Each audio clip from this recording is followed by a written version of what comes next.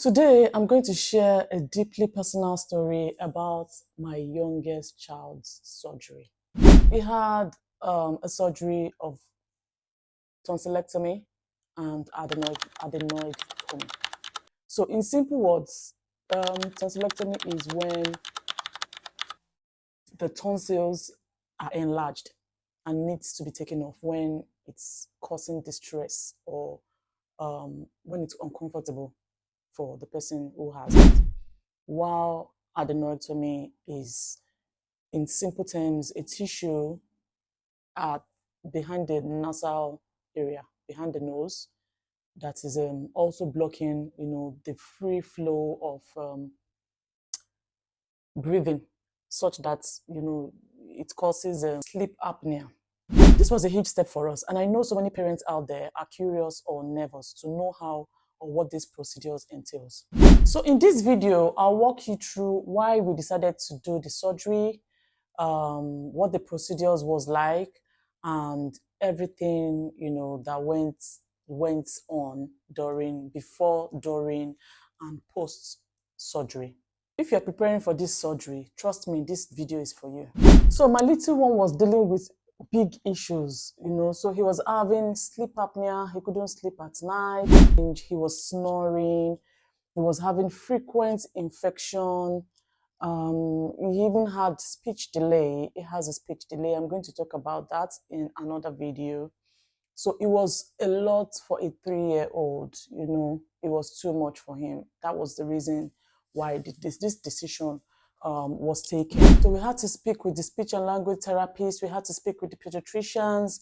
We had to speak with so many specialists. And then we found out that, the adenoids and the tonsils were part of the root causing all of these issues. So the doctor explained to us that if we remove it, it's going to help him to sleep better, stop snoring, and then it's going to improve his overall well-being, which is what we want for our child. So, with a lot of researches, I love to do research. So with a lot of researches and prayers, we just made that decision to go for the surgery.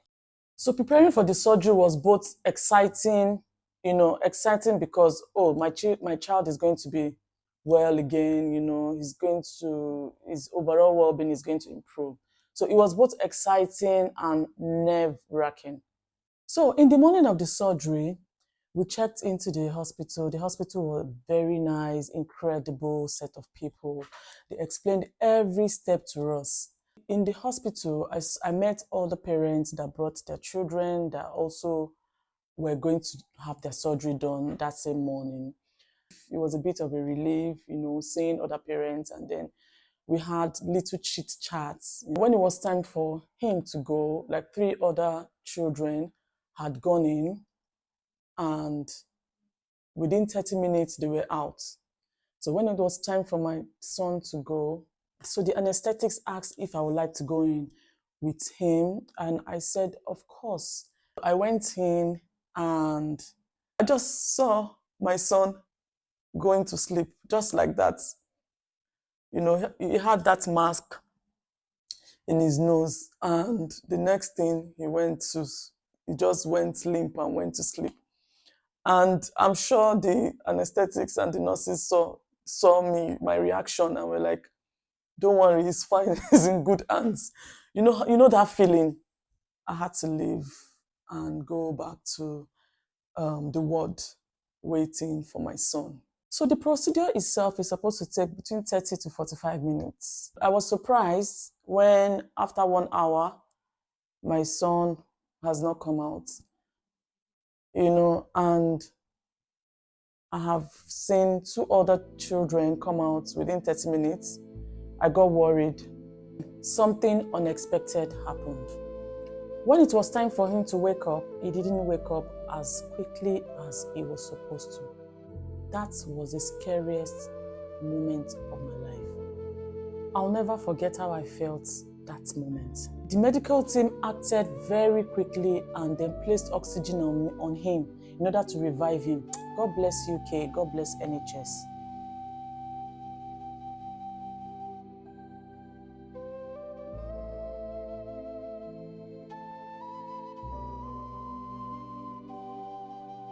Those were the longest minutes of my life. But seeing the doctors and nurses running around and then doing everything they could in a very calm way, it reassured me that all was going to be fine. I kept on praying. They asked me if I would like to come see him in the theater because we were still trying to revive him. And I said yes. When I got inside there, I was dazed. I thought I was going to faint because I saw loads of doctors in blue. I was just seeing everybody in blue. And then they kept on talking to me, reassuring me. I looked at my son. He was just lying there with oxygen in his nose. I didn't know what to feel. They asked me to lie down, go onto the bed, lie down and put him on my chest. I did exactly like that while calling his name. I prayed 1 million times per second. You know when you're saying so many things in your head? I had him on my chest. I kept on calling his name. I kept on calling his pet name. I kept on calling his sister's names, such that it would bring him back. I kept on doing that, and then we were wheeled out of the theater into the ICU, the emergency ward, where all those computers and all of that. So all those things, the ECG was placed on his chest already. Everything was set on his body, the computers, the one placed on the legs. He wasn't responding. He was just there, but I kept on calling the pet names that he knew. I kept on calling him, calling his name. And when we got to the ward, I didn't stop calling the sister's name, telling him that the sisters are waiting for him, his dad needs him, Yeah, he's 3 years old, but I kept on having that conversation. The doctors and nurses were going around. They were hands-on. They were busy helping to make the situation better. They were genuinely concerned because why would a 30 to 45 minute surgery end up in more than 2 hours, and why didn't he wake up? At some point, the doctors, nurses had to explain to me that, all those ICG on his chest, the one placed on his hand, the legs, I could read them on the screen. And they told me the numbers to watch out for. So I kept looking at the numbers. It was increasing. The numbers kept increasing and improving. So he sneezed, and that was it. So when he sneezed, it was just like magic. God showed himself. So, it felt better. He sat up, and I called the attentions of the nurses and the doctors, and they were relieved. So because of the unexpected turn of events, we had to stay in the hospital for 2 more nights. The doctors and nurses were amazing. He was closely monitored. He had a one-to-one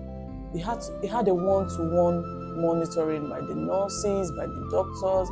Everybody was doting on him, and it was such an amazing moment. Emotional, amazing. It was just full of, roller coaster of emotions. But I'll say again, God bless the NHS, God bless the UK. It was such a relief seeing my son come back to life, play again. In fact, his voice changed a little, after the surgery, because the adenoids and tonsils were taken off then. So his voice changed. He was talking like a girl, he was more tiny. The voice was tiny. During those 2 nights, I stayed by his side, holding his hands, praying with him, praying for his recovery. By the time he was discharged, he was back to his playful self. I'm so grateful for life. This experience taught me how unpredictable life can be and how resilient children are. They are little, but they can be so resilient, stronger than we think. It also taught me the importance of just trusting the procedures, trusting God Almighty first and then trusting the professionals. I'm sharing this part of our journey not to scare you parents, not to scare anyone, but just to let you know that at some point in life, some unexpected things can happen, and I just want you to trust in the process. So my son's recovery was a big turning point for me, and I trust that you or whoever is watching that is going through this process or wants to go through this process, I know that you will be strong enough to withhold. But the recovery process was another tough part of our journey. He had sore throat, he wasn't eating, it was difficult for him to swallow. Here is what worked for us during the recovery process. We kept him hydrated all through. We ensured he likes taking hot chocolate, so we ensured that he took his hot chocolate regularly. You know, even if that was the only thing he was taking. If he has to take water, it was warm water. We gave him yogurt, some ice cream sometimes because he doesn't really like sweet things. So, but we gave him yogurt, we gave him ice cream at some point, and you know, he took hot food. He likes eba. Eba is a Nigerian staple, you know, so he likes eating it. So we gave him that. So we just ensured that we gave him the things he likes. He can be well nourished, and then something keeps passing through his throat, so it doesn't cause infection. So he took his medications. We had to write reminders both in our phone and in stickers, you know, such that we were working even in the midnight to give medication. And it kept him, you know, these are the things that helped him. And then we ensured that he wasn't playing, he wasn't, you know, jumping around. We kept him occupied watching TV programs. We didn't let him run or jump up and down so that it won't affect, you know, the recovery process. So we kept him calm always. Sometimes I put him behind me and then let him sleep. So I just made him very, very comfortable during the period. On day 7, it became worse. He couldn't even swallow. He was crying day and night. You know, I was really worried. The dad was worried. We had to call the GP again, you know, to express our concerns. And they asked him to come. They checked him.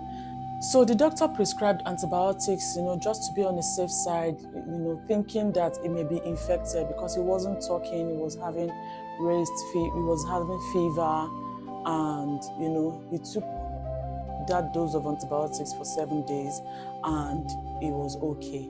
So it's important to know that, you know, different children heal differently. Ours took around 14 to 15 days to completely heal.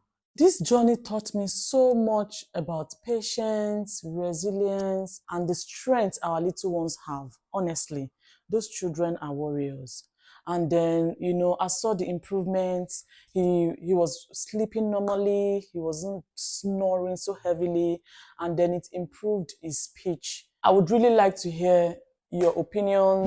I would like you to share your views. Have you gone through this before? What were your experiences? How did you heal? And then, you know, I just want us to interact such that other parents going through it will be able to get so much information before their own procedure. So if you're a parent facing this decision, remember, you are doing it for your child's future, and they will thank you for it one day. So I'd like to give you some tips. So these are the things I did. I asked all the questions from the doctors.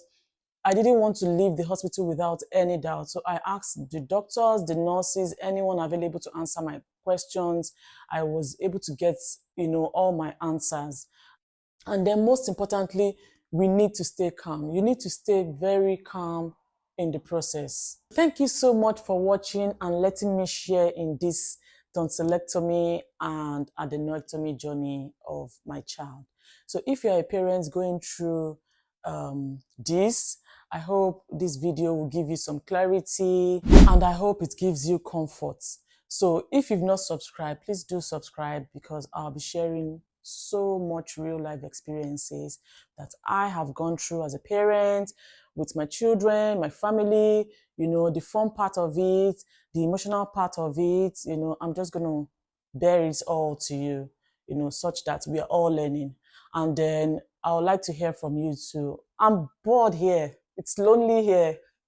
It's lonely in UK, so I like to make friends. I would like you to introduce yourselves. I would like to know you better and share ideas together, so we can learn from ourselves. All right, so thank you for watching. See you later. So this is your friend Oluyemisi Akeju.